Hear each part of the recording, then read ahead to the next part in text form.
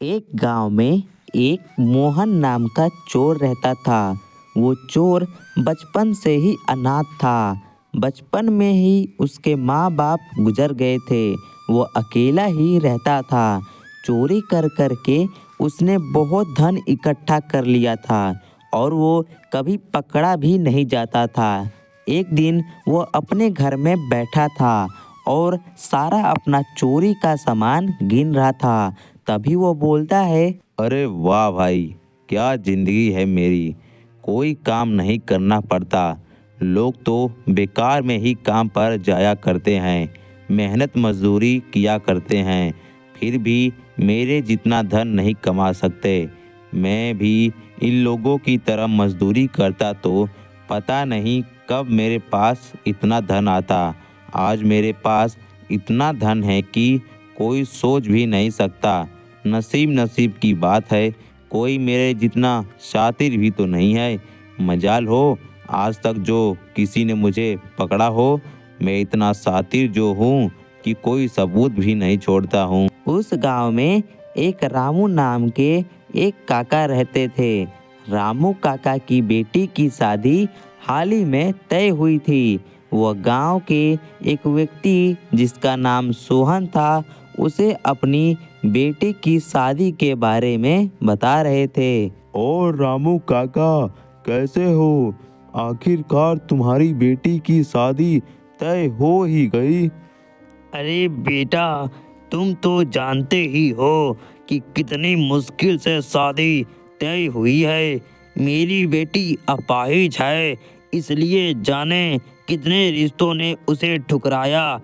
आखिरकार भगवान ने हमारी सुन ही ली और उसका रिश्ता तय हो गया। अच्छा रामू काका, एक बात बताइए, लड़के वालों ने तो दहेज बहुत मांगा होगा। अब क्या करे बेटा, आखिर यही तो एक रिश्ता है जिसने मेरी बेटी के लिए हाँ कह दिया। उसकी शादी के लिए जमीन गिरवी रखी है मैंने। हाँ काका, कितने दिन बेटी को घर में बिठा कर रखोगे? और कर्ज का क्या है, आज न कल चुकता हो ही जाएगा। लेकिन ऐसा रिश्ता आपको कभी नहीं मिलेगा जो एक अपाहिज लड़की से शादी करने के लिए तैयार हुआ है। और बताइए, शादी की खरीदारी हो गई? हाँ बेटा, शादी की तो खरीदारी हो गई। बस यही कुछ गहने बचे थे, वही लेने आया था। अच्छा, संभाल के जाना काका, शादी के गहने हैं। आजकल बहुत ज़्यादा चोर घूम रहे हैं। यह सारी बातें उनकी मोहन सुन लेता है और जब रामू काका घर जा रहे होते हैं तभी सामने से मोहन दौड़ता हुआ आता है और गहने की थैली चुरा कर भागने लगता है। अरे अरे चोर पकड़ो भाई, अरे कोई तो पकड़ो भाई, चोर, अरे रुको रुको। लेकिन मोहन इतना तेज और चालाक होता है कि वो इतनी तेजी से भागता है कि किसी के हाथ नहीं आता है। ये भगवान, क्या अनर्थ हो गया, मैं तो बर्बाद हो गया। अब मैं घर जाकर क्या कहूँगा, लड़कों वालों को क्या मुंह दिखाऊंगा, वो तो शादी ही तोड़ देंगे। अब तो मेरी बेटी की कभी भी शादी नहीं होगी। अरे जिसने भी मेरी बेटी के गहने चुराए हैं उसे मेरी बद्दुआ लगे, उसका कभी भला ना हो, वो तड़प तड़प कर मरेगा। इधर मोहन गहनों को पाकर बहुत खुश हो जाता है। अरे वाह, आज तो बहुत अच्छा हाथ लगा है। तेरा कोई जवाब नहीं मोहन। मुझे तो आज तक कोई पकड़ ही नहीं पाया, लेकिन वो बुढ़ा गांव में सबको बता देगा कि उसके गहने चोरी हुए हैं। सब लोग गहनों को ढूंढते हुए मेरे पास ना आ जाए। मुझे आज रात इस गांव से निकलना होगा। ऐसे ही मोहन कई गांव में चोरी करता था और हमेशा गांव बदलता था। उसका एक जगह पर ठिकाना नहीं था। एक दिन ऐसे ही मोहन घर के बाहर बैठा था। वो सामने वाले घर के बाहर बैठे पति पत्नी को देखकर सोच रहा था। काश मेरी भी शादी हो जाती। गांव-गांव भटकते भटकते मैं भी परेशान हो चुका हूँ। अगर मेरी भी शादी हो जाए तो मेरे घर में भी मेरी पत्नी आ जाएगी, घर संभालेगी। वैसे भी मेरे पास इतना धन हो चुका है कि मेरे घर बिना काम किए आराम से चल जाएगा और मेरे सारे काम संभाल लेगी। ना मुझे खाना बनाना पड़ेगा, ना कपड़े धोने पड़ेंगे और मेरी जिंदगी तो ऐसे कटेगी। बस जीवन में और कुछ नहीं चाहिए, उसी की एक कमी है, बाकी तो मेरे पास सब कुछ है। धन की तो मुझे कोई कमी नहीं है। एक दिन मोहन ऐसे ही गांव में घूम रहा होता है। तभी उसे एक साधु दिखते हैं। वो उनसे जाकर पूछता है, प्रणाम बाबा, मुझे आपसे एक बात पूछनी है, क्या आप मुझे बता सकते हैं? हाँ क्यों नहीं, पूछो क्या पूछना चाहते हो। बाबा, मेरी शादी कब होगी? मैं शादी करना चाहता हूँ, क्या आप मुझे बता सकते हैं? अच्छा सुनना चाहते हो तो सुनो, जिस दिन तुझे फांसी होगी उस दिन तेरी शादी होगी। यह क्या बोल रहे हो बाबा? मुझे फांसी होगी और फांसी के दिन मेरी शादी होगी? थोड़ा सोच समझ कर बोलिए बाबा। मूर्ख आदमी, मैं बिल्कुल सत्य कह रहा हूँ। मेरी भविष्यवाणी कभी गलत नहीं होती। जो लिखा है वो होकर रहेगा। मैं तुम्हारे बारे में सब कुछ जानता हूँ। तुम एक चोर हो, बचपन से आज तक चोरी करते आए हो। तुमने न जाने कितने लोगों का दिल दुखाया है, कितने लोगों की मेहनत उनसे छीनी है। तुम्हें तुम्हारे कर्मों का हिसाब चुकाना ही पड़ेगा। तुम जैसे लोग जैसा कर्म करते हैं वैसा ही फल भी मिलता है। भले ही तुम्हें लग रहा हो कि आज तुम्हें कोई नहीं पकड़ सकता, लेकिन तुम्हें तुम्हारे कर्मों का फल एक दिन जरूर मिलेगा। बिरजू सोच में पड़ जाता है और डर भी जाता है। बाबा, अगर मैं चोरी नहीं करता तो क्या करता? मैं तो भूखा मर जाता ना। चोरी करना मुझे सबसे आसान काम लगा, इसलिए मैंने वही काम चुना। फिर मुझे आदत सी हो गई। सच सच बताएं बाबा, मेरे भविष्य में आगे क्या लिखा है? मेरी शादी होगी भी या नहीं? मूर्ख, तुझे तेरी शादी की पड़ी है। तेरी वजह से 2 दिन पहले एक जवान लड़की की शादी टूट गई, जिसका जिम्मेदार तू है। तूने बहुत से लोगों का घर बर्बाद किया है। बहुत लोगों की बद्दुआ लगी है तुझे। तुमने अपने जीवन में कभी कोई पुण्य नहीं कमाया, सिर्फ पाप ही पाप किए हैं। ये क्या बोल रहे हो बाबा? किस लड़की की शादी टूट गई? आप किसकी बात कर रहे हो और मेरी वजह से क्यों? तूने पिछले हफ्ते जिस बूढ़े आदमी से गहने चुराए थे, उस बूढ़े आदमी की लड़की की शादी टूट गई। वो बेचारी एक अपाहिज लड़की थी। बड़ी मुश्किल से उसके बाप ने उसका रिश्ता तय किया था। लड़कों वालों ने रिश्ता ठुकरा दिया। तेरी वजह से उस अपाहिज लड़की की शादी टूट गई। सोच उस पर क्या गुजरी होगी। मुझे माफ़ कर दीजिए बाबा, मुझे नहीं पता ऐसा कुछ हो जाएगा। मैंने तो इस बारे में कभी सोचा भी नहीं। मैंने लोगों की कभी परवाह नहीं की। मैं बस चोरी करता था और उस गांव से दूसरे गांव जाया करता था। कभी मैंने लोगों के बारे में सोचा तक नहीं कि उनके ऊपर क्या बीतती होगी। मुझसे बहुत बड़ा अपराध हो गया बाबा, मुझे क्षमा कर दीजिए। मैं वादा करता हूँ बाबा, आज के बाद कभी चोरी नहीं करूँगा, कभी किसी का दिल नहीं दुखाऊंगा। मुझे क्षमा कर दीजिए। तुमने अपराध नहीं, बहुत बड़े बड़े पाप किए हैं। तुझे तेरी गलतियों की सजा अवश्य मिलकर रहेगी। तुझे तो मरने के बाद भी मुक्ति नहीं मिलेगी। तू मुक्ति के लिए भी तड़पेगा। मैं क्षमा चाहता हूँ बाबा, मैं अपने किए पर बहुत शर्मिंदा हूँ। मुझे बहुत पछतावा है कि मैंने लोगों के साथ ऐसा किया। आप जो कहेंगे मैं करने के लिए तैयार हूँ। कृपया मुझे प्रायश्चित करने का मौका दीजिए। मैं प्रायश्चित करना चाहता हूँ। मेरी मदद कीजिए बाबा, कोई तो उपाय बताइए। बाबा ने उसे एक उपाय बताया और फिर मोहन चौंक जाता है और बाबा से कहता है, ये क्या कह रहे हो बाबा? ये संभव है? ऐसा नहीं हो सकता। अगर तू मुक्ति चाहता है तो यही एक उपाय है और कुछ नहीं हो सकता। अब जा यहाँ से। मोहन निराश होकर वहाँ से चला जाता है।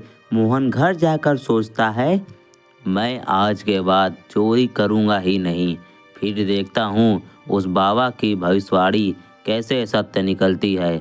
अगर मैं चोरी ही नहीं करूँगा तो मुझे फांसी कैसे हो सकती है।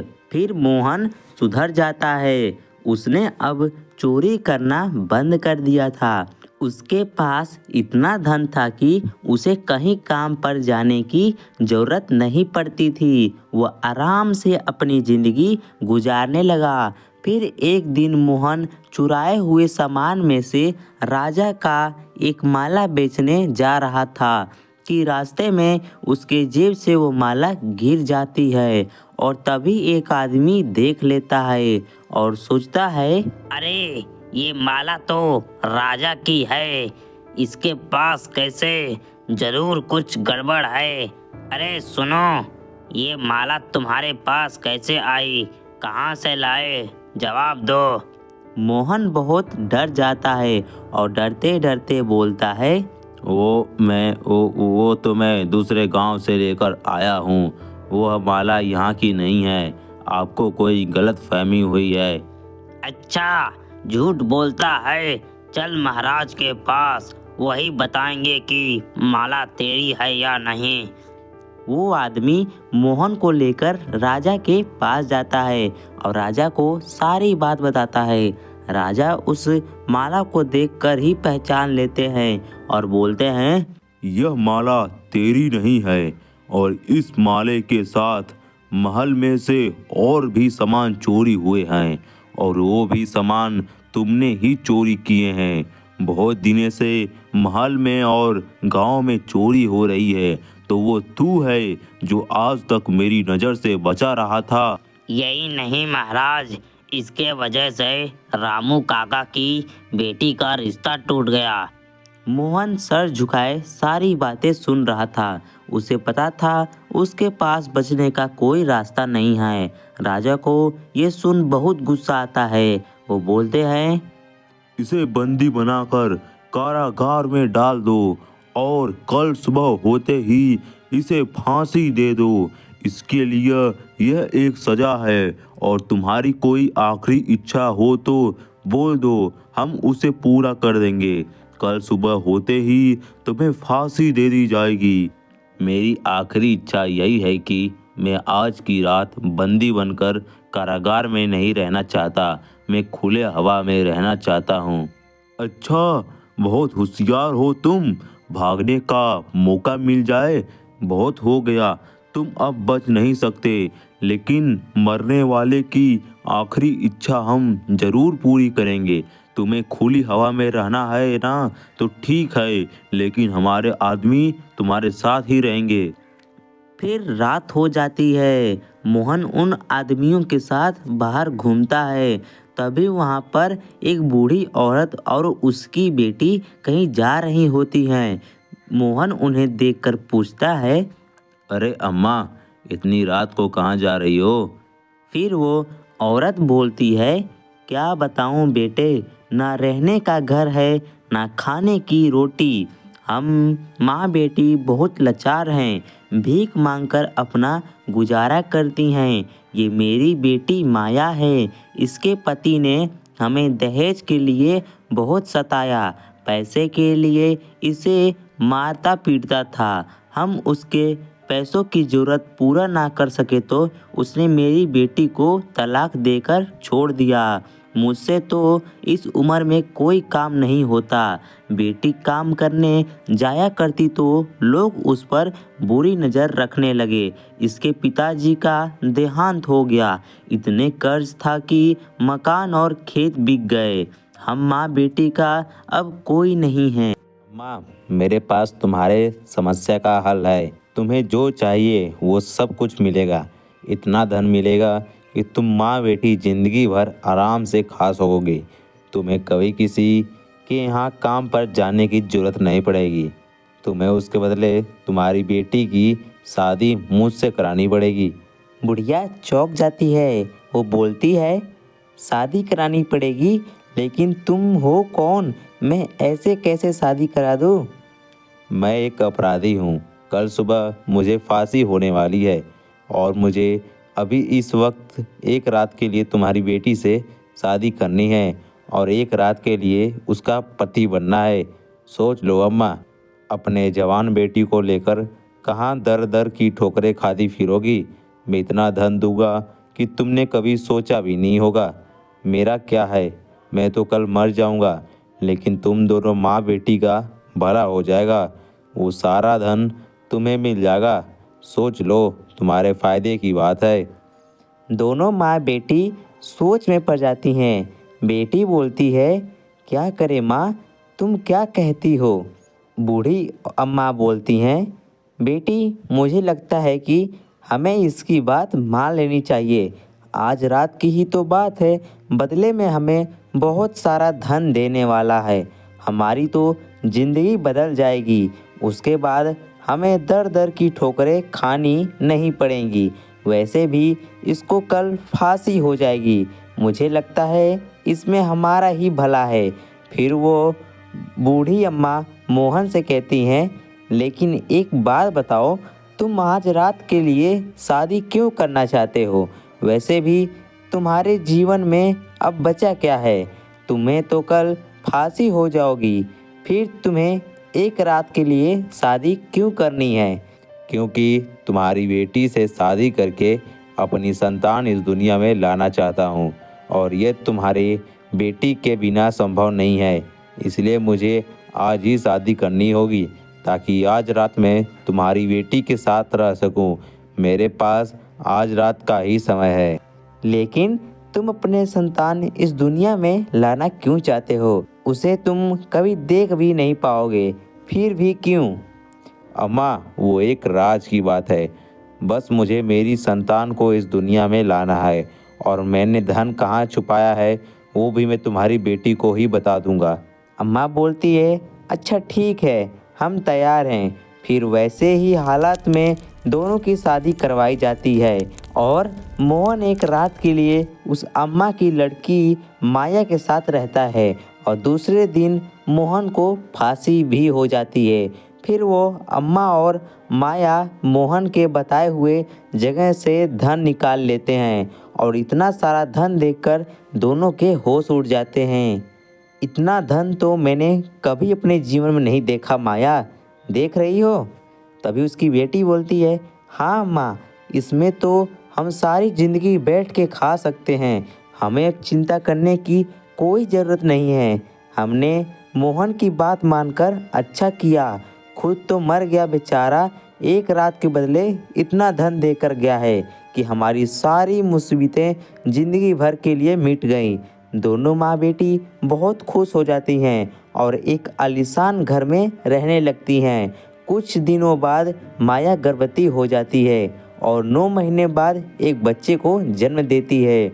दोनों माँ बेटी खुशी से रहने लगती हैं। उन्हें कभी किसी बात की कोई कमी नहीं रहती। फिर कुछ दिन ऐसे ही बीत जाते हैं। फिर एक दिन अम्मा सोचती है, बेटी मैं जानती हूँ हमारे पास किसी बात की कोई कमी नहीं है, लेकिन मुझे एक चिंता खाए जा रही है। अब मैं बूढ़ी हो चुकी हूँ, पता नहीं कब भगवान का बुलाया आ जाए। तुम्हारे साथ कब तक दे पाऊँ? बेटी तुम्हें एक जीवन साथी की ज़रूरत है जो तुम्हारा साथ निभाए, जो तुम्हारे बच्चे को अपना नाम दे, उसे पिता का प्यार दे। मुझे लगता है मैं तुम्हें शादी कर लेनी चाहिए। अपने आँखों के सामने तुम्हारी शादी होते हुए देखना चाहती हूँ ताकि मैं निश्चित हो सकूँ।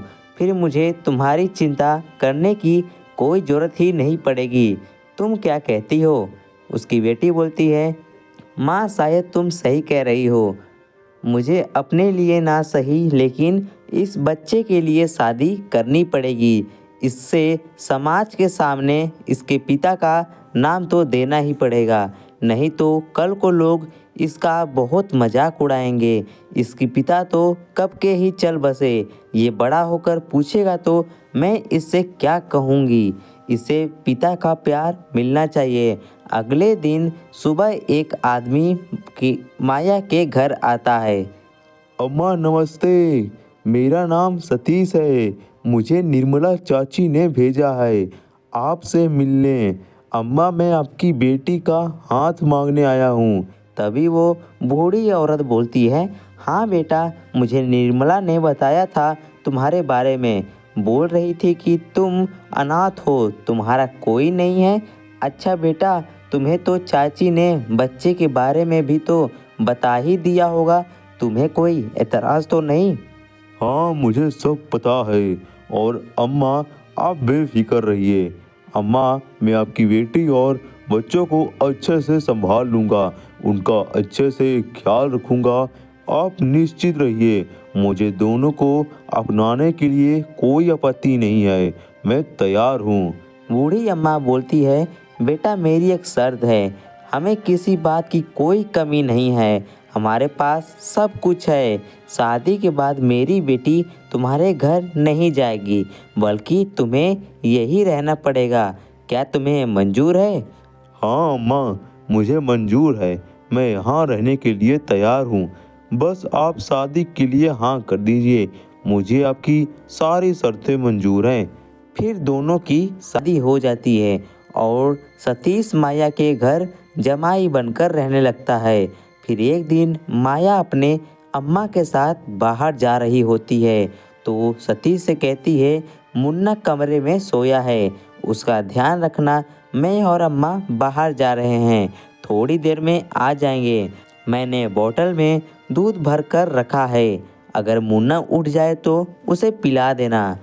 हाँ माया, तुम निश्चित होकर जाओ। मैं हूं ना, मैं मुन्ने का अच्छे से ख्याल रख लूँगा। फिर वो दोनों बाजार चली जाती हैं। फिर सतीश बोलता है, बड़ी आई मुन्ना का ख्याल रखने। मैं क्या तुम्हें कोई नौकर नजर आ रहा हूँ जो तुम्हारे बच्चे का ख्याल रखूँगा? बोल के तो ऐसे गई हैं जैसे मैं इसके बाप का नौकर हूँ।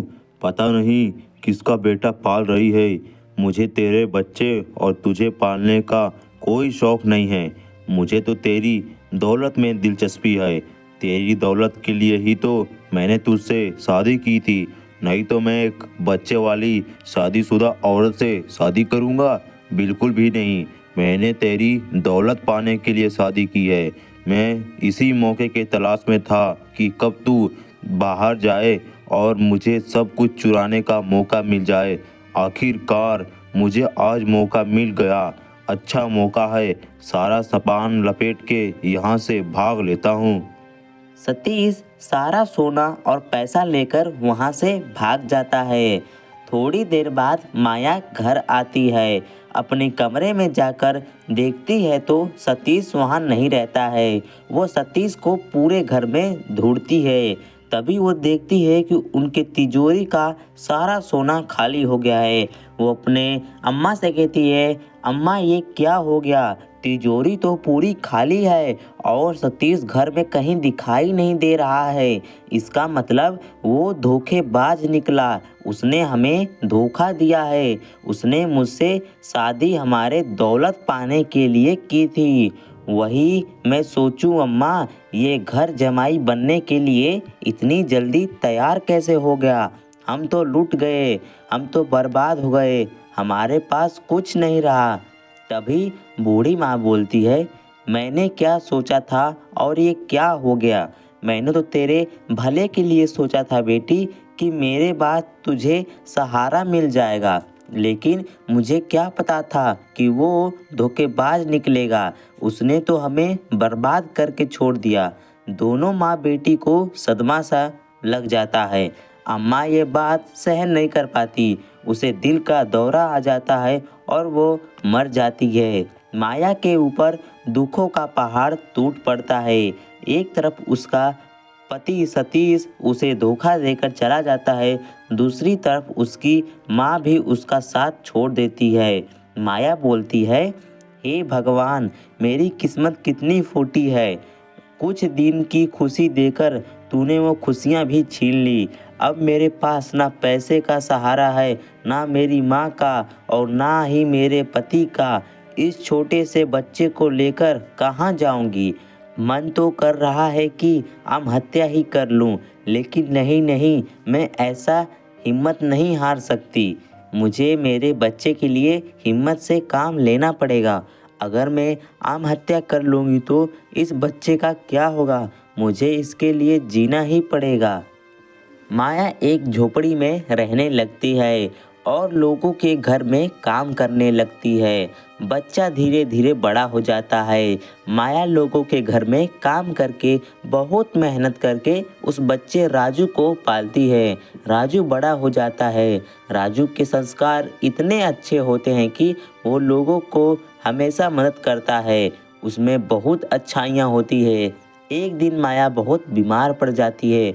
वो राजू से कहती है, बेटा ज़रा इधर तो आना, मेरे पास बैठो। मुझे तुझे बहुत ज़रूरी बात बतानी है। मुझे लगता है अब मैं तेरा साथ ज़्यादा दिन तक नहीं निभा पाऊँगी। पता नहीं कब मेरी सांसें थम जाए। ऐसा क्यों बोलती हो माँ? तुझे कुछ नहीं होगा, तुम बिल्कुल ठीक हो जाओगी। तेरे सिवा मेरा इस दुनिया में कौन है? तू ही ऐसे बात करेगी माँ तो मैं कैसे जीऊँगा? मेरा क्या होगा? तू मेरे लिए सब कुछ है माँ, मैं तेरे बिना नहीं जी पाऊँगा। माया बोलती है, तू ऐसी बातें मत कर राजू बेटा, भगवान की क्या मर्जी है। लेकिन मुझे तुमको बहुत ज़रूरी बात बतानी है। बेटा मैंने तुझे आज तक ये बात नहीं बताई है, लेकिन मुझे लगता है अब समय आ गया है। तुम्हारे पिताजी एक चोर थे। वो बहुत बड़े ठग थे। उन्होंने अपने जीवन में बहुत पाप किए हैं, बहुत चोरी की, लोगों की बहुत बददुआ ली है। ये क्या कह रही हो माँ? मेरे पिताजी चोर थे, लेकिन चोरी करना तो बुरी बात है ना? फिर वो चोरी क्यों करते थे? पता नहीं बेटे, मेरी उनसे मुलाकात उनके अंतिम समय में हुई थी। ऐसा सोच लो कि मैं उनके बारे में ज़्यादा तो नहीं जानती, लेकिन चोरी के चलते उन्हें राजा ने फांसी की सज़ा दे दी। जब उन्हें अपने गलती का एहसास हुआ तब एक बाबा ने उनकी मुक्ति के लिए एक उपाय बताया था, जो आज मैं तुझे बता रही हूँ। आज तक तुम्हारे पिता की आत्मा भटक रही है, उन्हें अभी तक मुक्ति नहीं मिली है। उन्हें मुझसे कहा था कि तुम्हें इतने अच्छे संस्कार मिले कि तुम पाप से दूर रहो, सत्य मार्ग पर चलो और तुम्हारे पुण्य तुम्हारे पिताजी के पापों से कहीं ज़्यादा हो। और जिस दिन तुम राजा बनोगे और फिर उनका पिंड दान करोगे तभी उनको मुक्ति मिलेगी। बेटा तुम्हें कभी जीवन में राजा बनने का मौका मिले तब तुम अपने पिता का पिंडदान कर देना, तब तक उनकी मुक्ति नहीं होगी। मुझे नहीं पता बेटा ये कैसे संभव है, लेकिन तुम्हारे पिता ने मुझे यही बात कही थी कि एक दिन तुम राजा अवश्य बनोगे और उनका पिंडदान करोगे। राजू को ये सारी बातें सुनकर समझ जाता है और इतना कहकर माया अपना दम तोड़ देती है। अब राजू बिल्कुल अकेला पड़ चुका था। हे ईश्वर, तूने मेरे साथ क्या किया? मुझे एक मेरी माँ का सहारा था, तूने वो भी छीन लिया। मेरी माँ के सिवा इस दुनिया में मेरा कोई नहीं था। मैंने अपने पिता को देखा नहीं, लेकिन मेरी माँ ने मुझे पिता की कभी कमी महसूस नहीं होने दी। मेरी माँ ने मुझे बहुत मेहनत करके पाला है, बहुत समस्याओं का सामना किया है। मैं तो पूरी तरह से अनाथ हो गया। अब मेरा कोई नहीं है, तुम्हारे बिना कैसे रहूँगा माँ? कुछ दिन ऐसे ही बीत जाते हैं। फिर एक दिन राजा का बेटा खेल रहा होता है, तभी एक सांप आकर उसे डसने वाला होता है। राजू देख लेता है।